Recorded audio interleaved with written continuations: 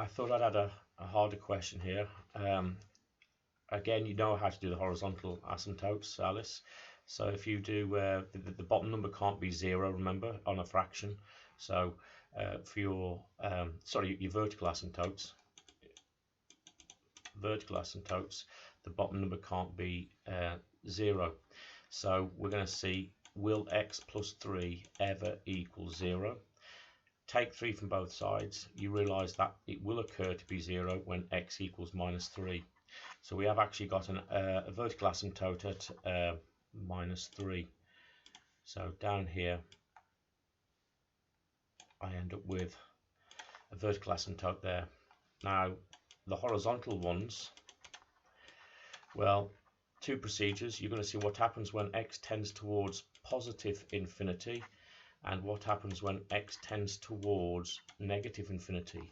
In other words, positive infinity is all the way down here, negative infinity is all the way down there forever. So we'll look at this one first of all, and all you do is replace x with positive infinity. So you end up with y equals 3 lots of positive infinity is 3 lots of infinity over, and that's just positive infinity plus 3. Now timesing infinity by 3 is making it 3 times as big as its infinity, so that is important.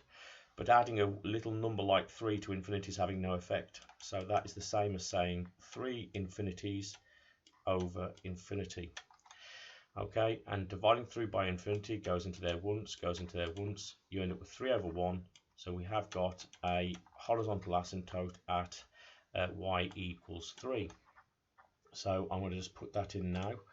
Y equals 3 is up here. Okay, now as numbers go into here, you can see 3 times a positive number. If you just put a positive x value into here, divided by the same number, add 3, you can see that it's growing.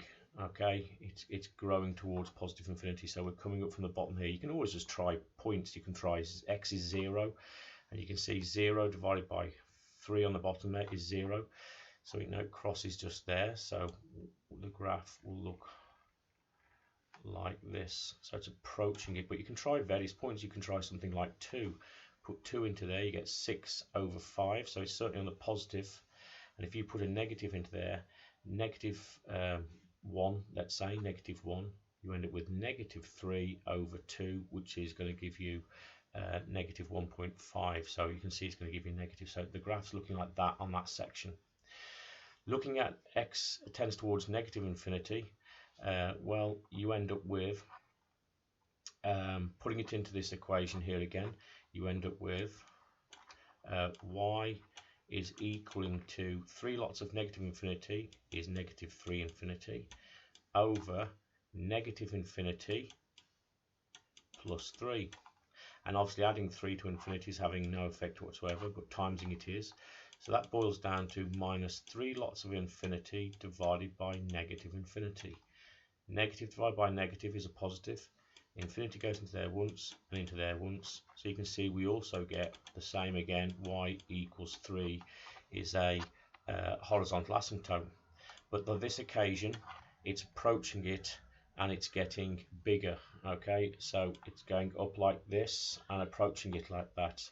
You can try certain values. Okay, I hope that helps.